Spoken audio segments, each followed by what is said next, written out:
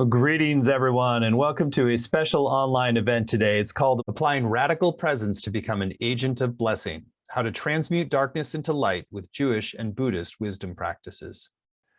My name is Stephen Dinah. I'm the founder and president of the Shift Network, and I'm so blessed to be with you here, getting to learn from and explore with one of the preeminent pioneers who's bridging different worlds of ancestral healing and Jewish wisdom and Buddhist wisdom in really remarkable ways. And her name is Dr. Tirzah Firestone. She's a Jungian psychotherapist. She's an author. She's a rabbi. She's really been at the forefront of synthesizing these mystical truths with psychological sophistication in a way that really helps us to create real healing and transformation in our lives. And she's been a favorite Shift faculty member the last couple of years. So it's really a blessing and honor to have you. Rabbi Tirzah, welcome. I'm so happy to be here, Stephen. Great. Well, we're going to have this hour together. And I know you said we have a very full hour. You got a lot you want to share. And we're going to give you a good chance to share that. And for folks who want to go further, we're going to have a chance to go much deeper in a brand new program with Tirzah. And we'll share a little bit about that towards the end of the hour. So more to come. Right. So Tirzah, let's start a little bit with your backstory. I know you've shared some of this before on other calls, but I think it's always good to have a little bit of a fresh perspective on your own journey of transformation and synthesis, particularly in this area of ancestral healing that we're going to focus a lot on today. So maybe I'd love you to just start with what you feel moved to share there. Okay. Thank you. And welcome to everybody who's listening. This year, I will be celebrating my 30th year as a rabbi, which is an astonishing fact to me. The work of studying my tradition, my birth religion for its jewels and healing properties goes on. And I could say also, my work is to dig for root medicine that can reach us thousands of years after they were spoken by the sages, to help us realign with the deepest wisdom and light that's within us and beyond us and is helpful now. That's healing for us now. Well, I had the great good fortune of studying with and being ordained by a great rabbi and sage who is also a Sufi sheikh and also acknowledged in the Buddhist world as being a world wisdom leader. And his name was Rabbi Zalman Schachter-Shalomi. His teachings, Reb Zalman's teachings, very much are with me, and I'm going to share some of them today with you. They suited me because they were embraced all of the world's mystical traditions, and more on that later. But on the road to creating a congregation, a community here in Boulder, Colorado, where I live, and renewing Judaism with ancient teachings, it became very clear. I became a psychologist along the path. It became very clear to me how very encumbered my own personal family was and my people were due to what I realized was historical trauma, the trauma legacy in my people. I was born into the post-Holocaust era, and about the time that I was 40 and wrote my first book, With Roots in Heaven, I came into the knowledge of my own parents' hidden war traumas. They had been kept completely secret from me, and I began studying. The profound effects of intergenerational trauma, legacies, wisdom legacies, but also these deep, heavy coats of that obfuscated the radiance of the tradition and of families on their next generations, and also the collective trauma of entire ethnicities. So I was had an internal calling about, I guess, 10 years ago to go back to school, to go back to graduate school, get my doctorate, and to study really dive deeper, to study trauma psychology. And now my teachings have evolved into ancestral healing in a very big way. And I could say, just in brief, I better just stop because I could keep talking. My teachings are the fruit of my love of spiritual wisdom teachings and traditions from around the world, and the psychology wisdom of what it is that obstructs us from being the most radiant and wise beings that we are natively. as well as, I should throw in there, what shuts us down? What are the misconceptions, the cultural misconceptions, as well as the historical, the false mythologies, like that of white supremacy or the myth of male superiority that have sort of infiltrated our thinking as individuals and as and our cultural mind as well, and still continue to this day to cause enormous injury.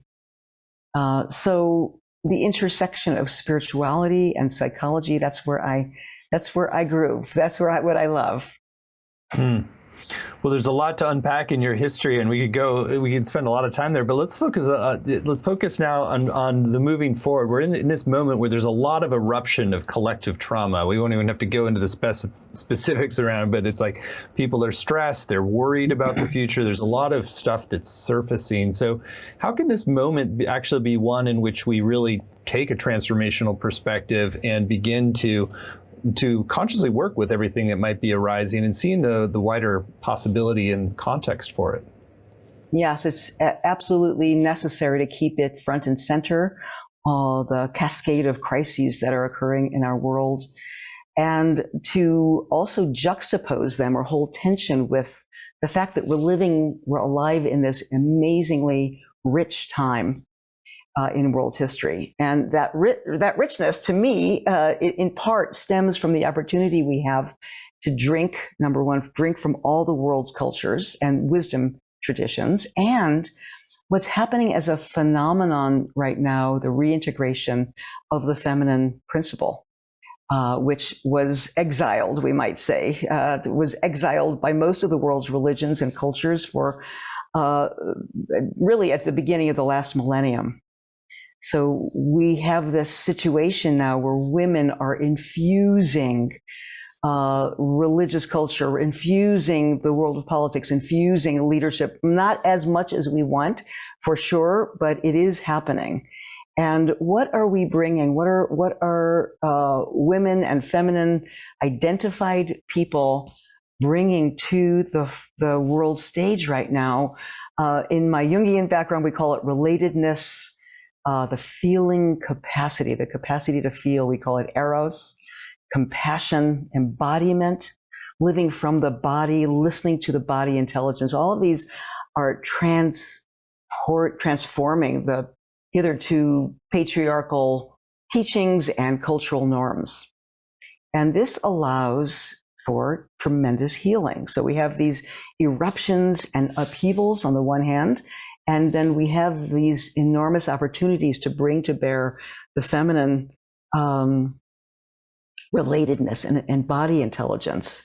And it infuses, the feminine principle can infuse the way we walk in the world.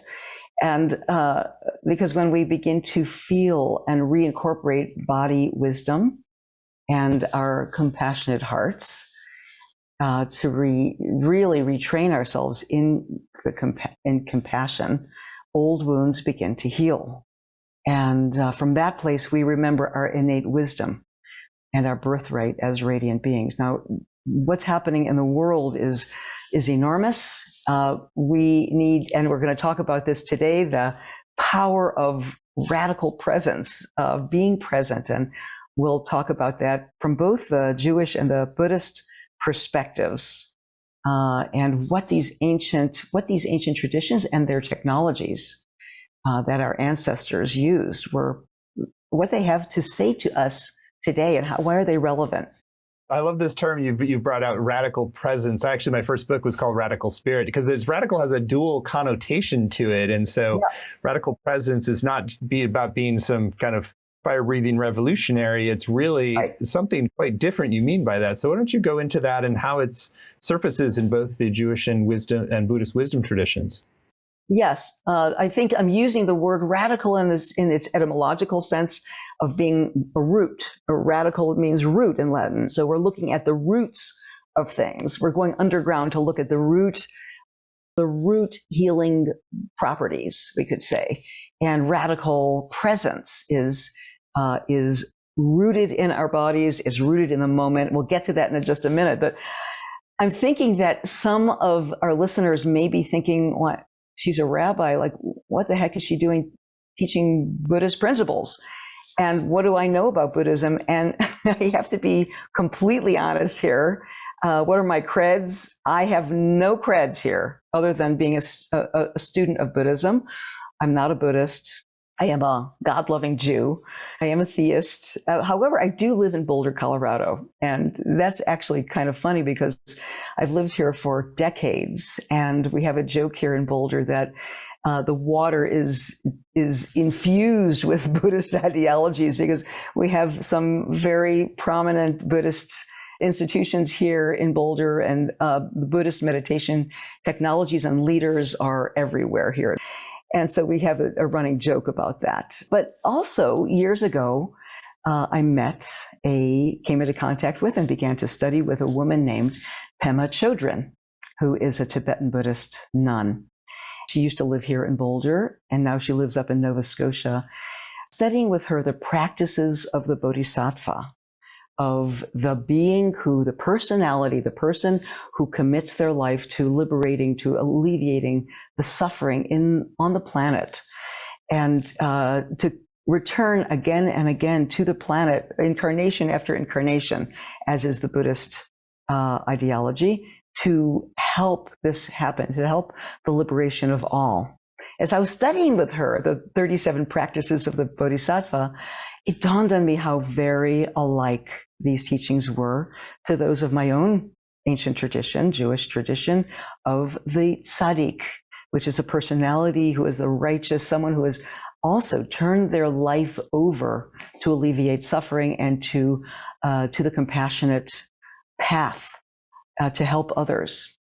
And how many teachings in my birth religion are similar and enriched by this incredible dovetail with Buddhism, and the simple, basic human values that both traditions share.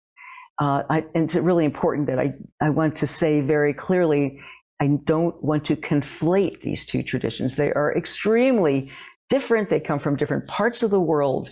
One, as I've already said, is theistic, very God-centered, and one is non-theistic. And their flavors are very different, but they do it's an amazing cross-pollination, if you will, or cross-germination of, they add and uplift one another. There are some really fascinating overlaps. So these, now I want to get into this. Why did I say living in radical presence? What does that really mean? Because, and why is this so important? Now we have these immense world events happening, and we have this, what I call the whir and worry, the WHIRR, the whir of news, breaking news, and the centrifugal power pulling us out into world current events and into the war zone, into the crises of our day. This outward pull can really pull us out of our center. And these foundational teachings from both Buddhism and Judaism whisper to us, remember. There's also an inner truth. There's also an interior landscape that we can return to, that actually we must return to. And both of these traditions teach us to come back to our center, come back to radical presence, to the still small voice that's always whispering to us from the inside, as we say in Judaism. And let's talk about the different orientations of these two. Presence for both is central. In Judaism, we strive to live in the presence of a loving yet unknowable mystery. Okay, this divine intelligence, we have many names for it, whose presence, this divine intelligence has presence within us and far beyond us, and is right here, right now, powerful, listening, speaking to us. And if we listen, that still small voice comes through. So we need to sit in the presence of this oneness, this all-encompassing oneness. And Buddhism, presence means something completely different. One practices open awareness of what is in present, the present tense, right? By being radically present, by being right here, right now. And in Buddhist spiritual practice, in my humble understanding of it, it's about sitting into this present moment as we are with full, again, radical acceptance. Some of you have heard that word, that radical acceptance of who we are and what is, the suchness, the isness of what is in this moment. So we have sitting in the presence of oneness, of a great divine intelligence, which is very immediate and here and now. And we have sitting in the present, bringing our presence to the present tense and bringing our full self to the moment. I love these points of convergence between these traditions and how they can fertilize and provide, in a sense, nutrients, vitamins for each other. I'd love to tell a little story here and then lead folks in an amazing practice that I learned from my Rebbe, from my teacher. The story is that in 1990, His Holiness the Dalai Lama invited a very small group of rabbis to Dharamsala, where it was an enclave of in India of Tibetan Buddhism that had escaped Tibet, to coach the Dalai Lama on how his people, the Tibetans, might survive their exile from their land. So by the 1990s, it was very clear that the Chinese were not going to permit the Tibetans back into their land. They had appropriated that land, and it was very clear, as the leader of the Tibetans, he was acclimatizing himself to that fact. And he wanted help from the Jews. Why?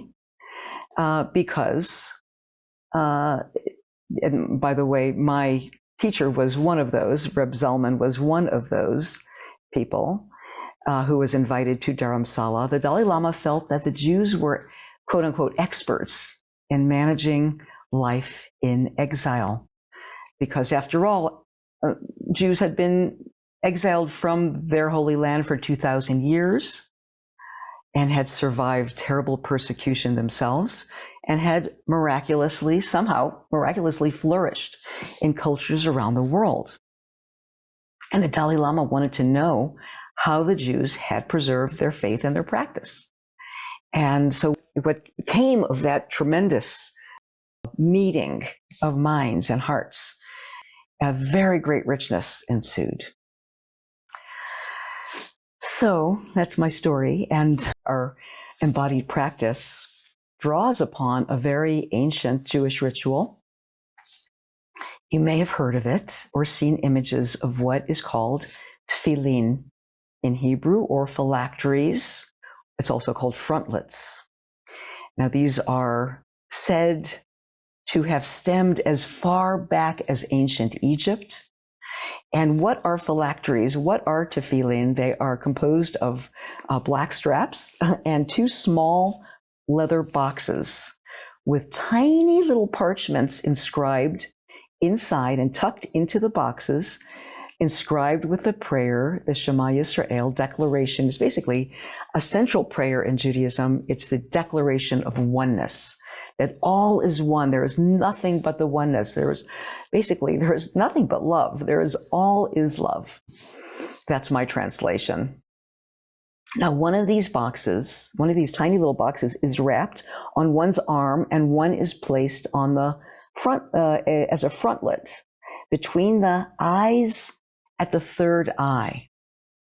So the leather strap is tied in such a way that there is, right at the hairline, one of the boxes, and it's tied around the head, and at the nape of the neck, there is a leather knot, which has a sacred letter, which means Dalet. It's the doorway to the divine. So the front at the third eye and the back at the occiput, where the spine meets the skull, both get stimulated with this loving intention of one's ritual. Now, this ritual, this is thousands of years old, right? It's typically done by practicing Jews every morning after offering gratitude for being alive, for waking up one more day. We give thanks for the universe's faith in us, that our heart is still ticking, that our blood is still pulsing, that we have been given this incredible miracle of life. Now, remember I told you that practicing Jews have been doing this for thousands of years. Now, what did I mean by that? That has meant, in a patriarchal culture, has essentially meant that until the past few decades, only this has been limited only for men and boys over 13. Let's think about that for a moment. For thousands of years, only boys over 13 and men have donned this sacred ritual technology. And I remember I told you at the very beginning, we're living in this golden era. We're living in this very rich age of opportunity. The richness of our day is that this is no longer true. The richness of our day is that women who want to do this mystical practice, and it is a mystical practice, are welcome in all branches of progressive Judaism to don tefillin. I can't underscore enough how radical, talking about that word again, Stephen, it's really radical. For literally thousands of years, it's been only men, with a tiny exception of a girl here and a girl there that has been taught by their father surreptitiously. I myself grew up in a very Orthodox world where this was strictly verboten for women to touch. So laying tefillin myself, donning tefillin for the first times that I ever did, it felt like this enormous, powerful breakthrough for not only for me, but for centuries of women ancestors who weren't allowed to touch them, let alone put them on before that. In fact, girls are now in progressive Judaism and liberal Judaism, girls are now taught by their rabbis in Hebrew school, in all branches of liberal Judaism, and seeing this just, I'm a kind of a bridge generation. Seeing this just brings tears to my eyes. What can I say? And this has led to many funny memes about the unprecedented feminist power that's infusing our religious traditions. So there's some great things happening in the world, and I want to not forget the opportunities that we have now to drink deeply from the wells, the ancient wells, and to practice these ancient ancestral technologies. And before I share the ritual exercise now, I want to ask, why is this ritual so important? Now, I'm going to speak a little neuroscience to you for a moment, and speak not as a rabbi, but as a psychologist and a student of neuroscience. I'm not a neuroscientist, but I love it. I'm intrigued with the genius of the brain and with our neural circuitry. And I started in my studies to really get that the gentle daily pressure points of the box here at our third eye and the straps in the back of our skull, what those pressure points actually exert. They have a powerful effect to stimulate the brain and to regulate the nervous system. So let's try something if you're game. You can keep your eyes open, you can keep your eyes closed, however you like to do it. I'll talk you through this. It'll just take a few moments to don virtual tefillin. I invite you to try this with me. To first, please come into your heart and feel the gratitude you have today for whatever it is, for your life, for your health, for the love in your life, for your ancestors, for your children. What do you know unmistakably? You don't have to second guess it. You just overflow with gratitude.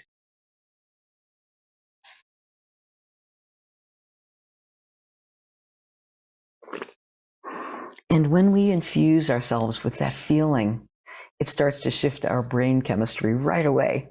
And now I'm going to ask you to place 1 or 2 fingers of either hand on the place above your eyebrows, right around the hairline, above your eyes, close to your hairline here. And on the other hand, if you have, you can also do this just mentally, if your fingers aren't there available.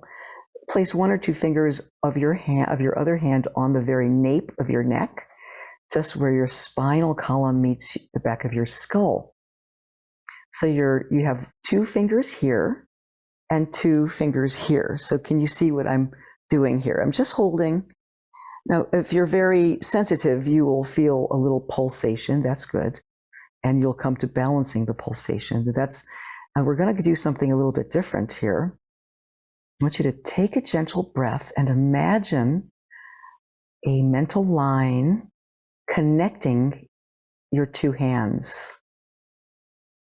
Imagine a line, a mental line drawn between your 2 hands.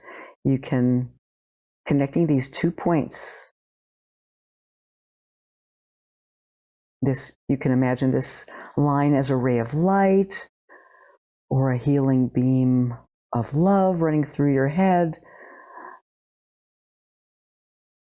Now go to the very center point between your 2 hands, which will be right in the center of your head.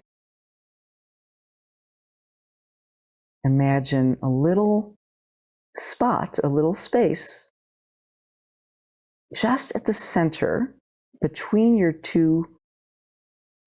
fingers, between one hand and the other, which will be deeply buried inside your head. And you might even slide it back a little bit closer to your back hand. Great. Now hold that focus as you relax your hands. I bet your hands want to rest. And hold your focus on that little spot, just deeply buried in the center of your head. And imagine now in that spot a tiny image of your own self, sitting at rest, sitting there completely at peace, serene, maybe a slight smile, a Buddha self. You could imagine a bodhisattva self, a tzaddik self, sitting there. This is a tiny version of your higher self. And as you breathe, sense that peace pulsating from that little being and radiating outward, filling your entire self.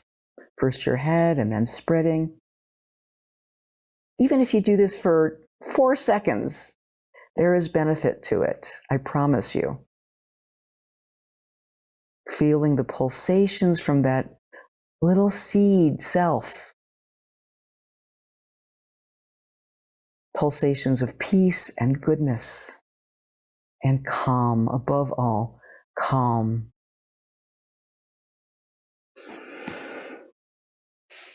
You can keep with that for as long as you like.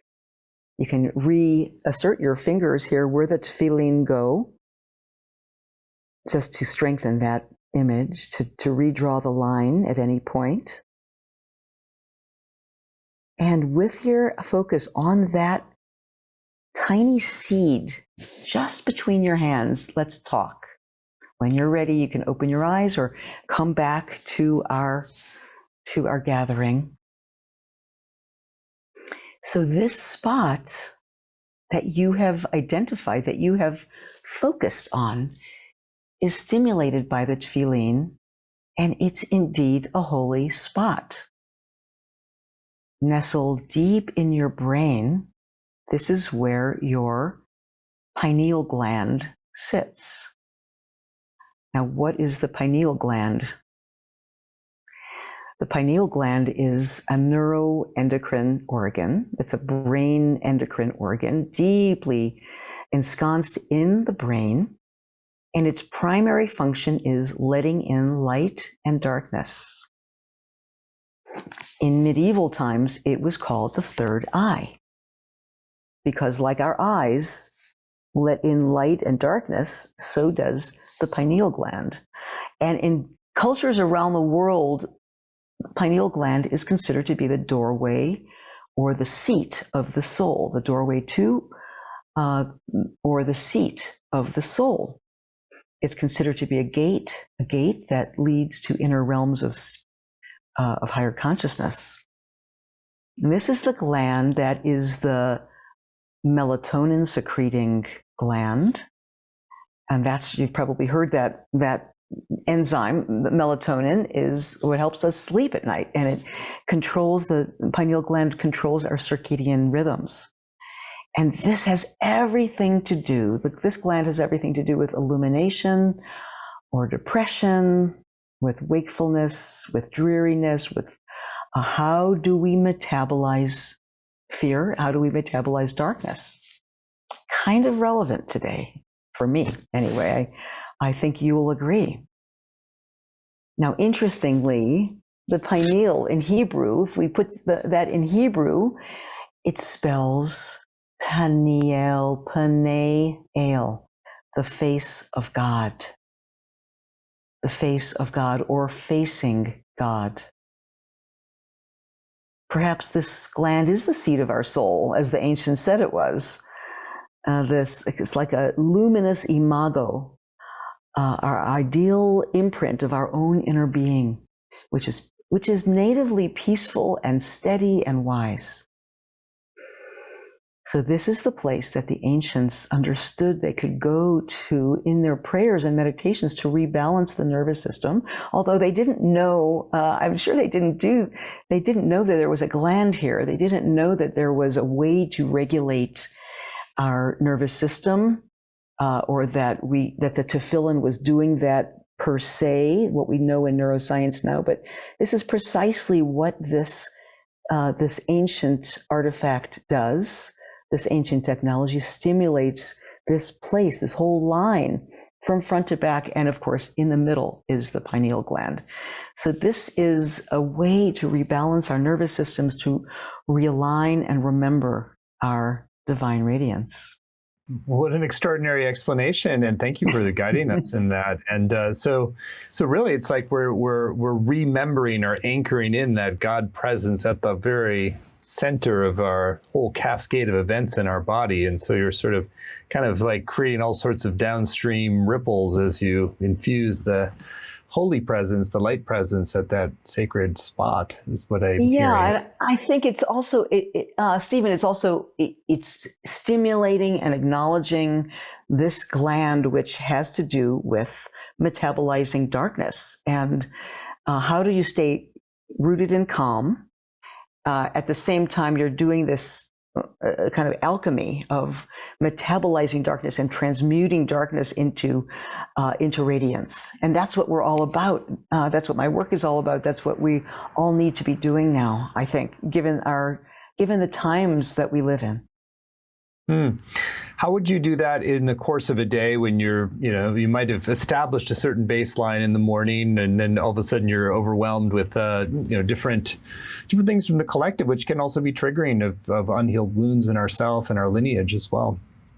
Every day, not just reading the newspaper or, interacting with people who many of us are healers or doctors, or working with people in our work environment or in our families. And so we get re-stimulated all the time, and taking these practices, just re-regulating and co-regulating with these practices is imperative for me. I think spiritual practice now is not it's not a fun pastime. It's a necessity every day. And that's what my upcoming course is going to be all about, is how do we take these ancient practices from the tzaddik lineage, from the lineage of the bodhisattva, and employ them without appropriating them always with reverence and understanding that they come from entire cultures, but to employ them for use now, because we're needing our ancestral wisdom now. Well, circling back with your term from earlier, the radical presence. And so how do you then combine this with the radical presence to particularly looking at some of the unhealed wounds that surface in ourselves in the world? Exactly. So for me and in my teaching, I employ ways of sitting back, getting distance. Literally, we are carving out the inner landscape. So like we talked about, going back to that place of presence or presence, sort of internal presence, but also in the presence of divine intelligence, sitting into that place, even if it's for 5 minutes a day, sitting back in the middle of the day. Like the ancients, Muslims pray 5 times a day, Jews pray 3 times a day. Buddhists have, in all the different lineages, have their own methodology to be out in the world and then come back into presence. And so we recalibrate when we come back, we rebalance ourselves, we realign with the divine, however we understand that. And there is a calming effect so that when we come back out into the world, we're refreshed. But it's very hard to do it without these little islands of time that we take to refresh ourselves. And this is one tiny little practice to remember. It starts always with gratitude, even coming back just that much, remembering gratitude. I use a lot of the work from heart math, which is scientifically proven to regulate heart and brain waves and create coherence just by thinking of something you are grateful for. Just by thinking, just closing your eyes for a moment and breathing in gratitude. And that already starts to signal a rebalancing in our blood chemistry and brain chemistry.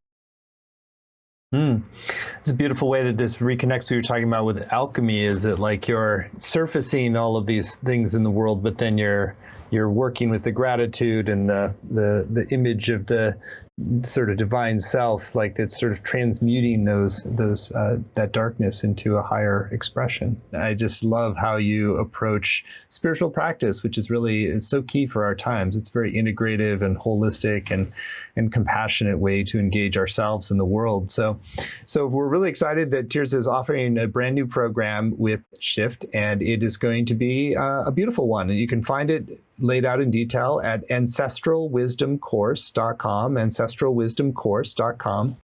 And it's called Ancestral Wisdom for Walking the Path of the Holy Being, Ancient Buddhist Jewish Practices for Healing, Transformation, and Higher Service.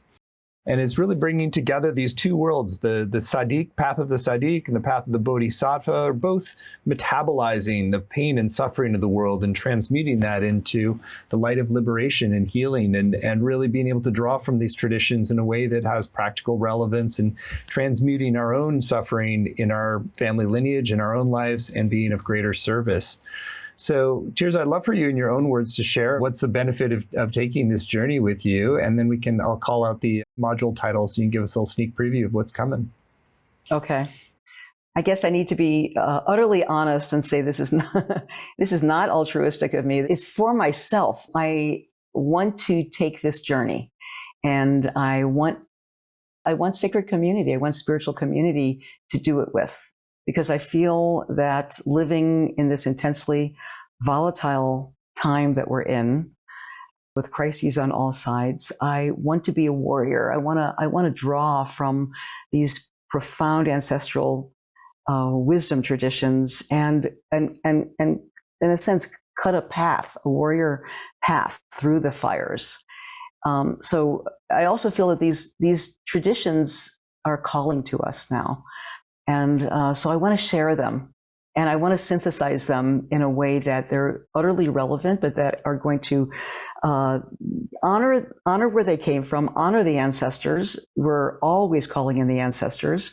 We're working, as you'll see as we go through the modules, working with the leaden, to use an alchemical term the lead in our family traditions, in our family lineages, the traumas, the cynicism, the obfuscating legacies that we all have, and cutting a path so that we can come back to being truly spiritual beings that can help this world. Let's dive into a module. Look at the modules. Flesh it out a bit. So module 1 is on living a sacred life in a world in upheaval. Very relevant to this moment.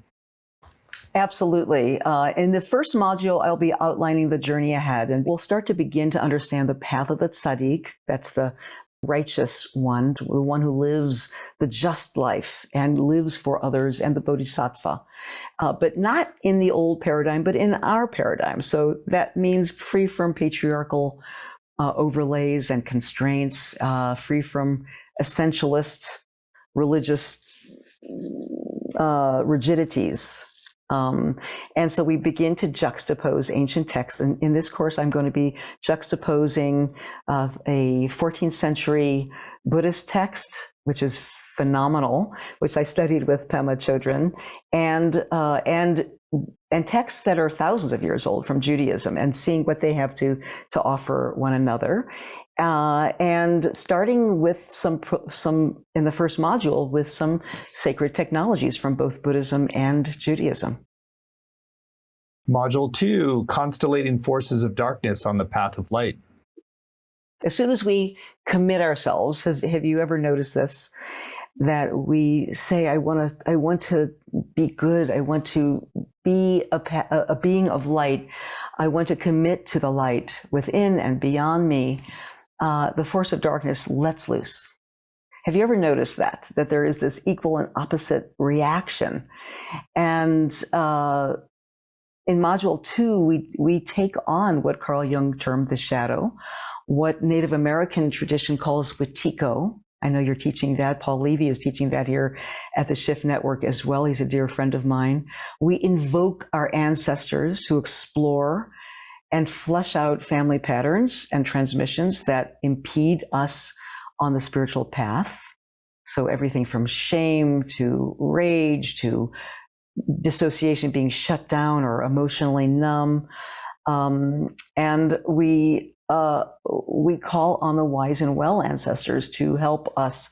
But it's really a study of, I'm going to use a big word here, it's a study of evil, and how evil is, in a sense, we could say mythically, let loose in the world right now. Module 3, cultivating protection from the evil eye. And that takes us right into a cultural study in Module 3, in which we dive into a depth psychological, a Jungian psychological study of what is the evil eye, and why in most every ancient culture around the world and every religious tradition around the world, there was a need for talismans, such as amulets or mezuzot on the doorposts, or yantras or rosaries.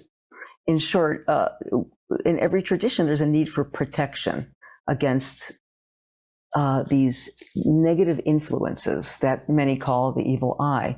And how we protect how do we understand that in our world, in our scientific world, and how do we actually, when we do the ancestral work, we do need protection. Every one of my students knows this. We're going into other dimensions, other shamanic dimensions of reality, and we need protection. So we unpack all of that in this, and much more on that one. Well, let's go on to Module 4. Dissolving into nothingness to become everything. Here we juxtapose the teachings of mystical Judaism, Ayin, and Kabbalah is a very it's a sacred space. It's the endless light that some of us can have had a little tiny glance of or glimpse of in our sacred practice. We juxtapose that with the idea of shunyata in Buddhism is emptiness. The empty void, the pregnant void. And so we have here stories of the tzaddik, stories of bodhisattvas who leave behind fame and stature and take the road as beggars, as nobodies. And here we will be reviewing our autobiographies with an eye to the times in our lives when we have had these ego deaths, if you will, or ego deconstructions or dissolution periods, moments in our lives when we just didn't know who we were, and how these fallow times, these void, scary times were actually times when we were being readied for to bring something forth that was beyond our ego's knowing. So it's all about emptiness and going into these nothingness places fearlessly so that we can become greater than ourselves. Module 5, transforming your fear when the world is crumbling. Here we deal with facing the darkness, as we were talking about earlier, facing the darkness and transmuting it in an alchemical way. How do we do that? How do we turn fear into awe? And how do we use awe and radical presence to face what's upon us in our world? And that leads right into Module 6, which is a ritual lab. And it's called Initiation into the Sadiq Bodhisattva within. I don't want to give too much away here, but this is a practicum, which these are probably the most powerful moments of my courses, in which we go into the chambers of the ancestral halls and realms. And this one is really a journey, a passage to the God self that lives ensconced in our body mind, so that we can come face to face with the being that we are, and realign with our soul's sacred purpose. Beautiful. It sounds very intriguing. So Module 7, the culminated module on returning to the world as a luminous human. We take our leave from the course fortified by each other's company, by what we've accomplished. I'm not mentioning all the tasks that we have taken on in this course. We will be committing to tasks, secret anonymous tasks of kindness and goodness that we plant, seeds of righteousness, if you will, or seeds of goodness in the world. We will be coming back together as a global community to share some of our experiences, and then we get a medicine bag, if you will, filled with practices to take on the road ahead, tools to continue to increase and cultivate our compassion, and to do for the sake of the oneness that is emerging, the birth of consciousness that is occurring on our planet right now. Well, it's truly a beautiful and timely offering, and I know it's just steeped in so many decades of really exploring the frontiers of healing and transformation and mystical practice. So beautiful, beautiful program. I'll share a few other things. You can see the full program laid out in detail at ancestralwisdomcourse.com, ancestralwisdomcourse.com. So not only do you get the 7 modules with Tirzah, which include live time and Q&A time, you get video and audio recordings of every session, as well as transcripts that word for word that you can study with for years to come. It's going to be small group time, weekly practices for home. There's Facebook learning community, so you can really go on a journey of transformation with a community of fellow seekers. In addition, there's some great extra bonuses on the page. There's a PDF chapter from Tirzah's book, Wounds into Wisdom package. There's also a dialogue between Tirzah and Langston Kahn called Opening the Door to Ancestral Healing, and a video practice from Tirzah called The Holy Person Within, Your Sadiq Self. I'll share a little bit more about that particular bonus. Oh, that's a powerful ritual in which you are taken through different dimensions of consciousness and to meet, again, I don't want to give it away. It's really powerful, but to meet an ancient being at the end of their life, right before they transition into the next plane, and to receive wisdom from them. Hmm. Fantastic.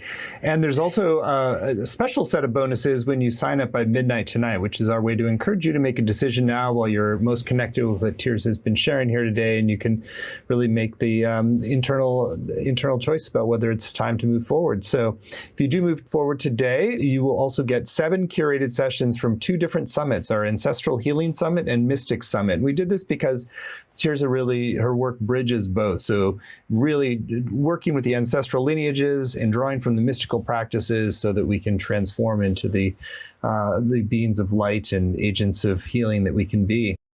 That includes people like Linda Bachman and Bree Stoner and Vera de Chalembert, lots of great extra bonuses from the Ancestral Mystic Summit package when you sign up by midnight tonight.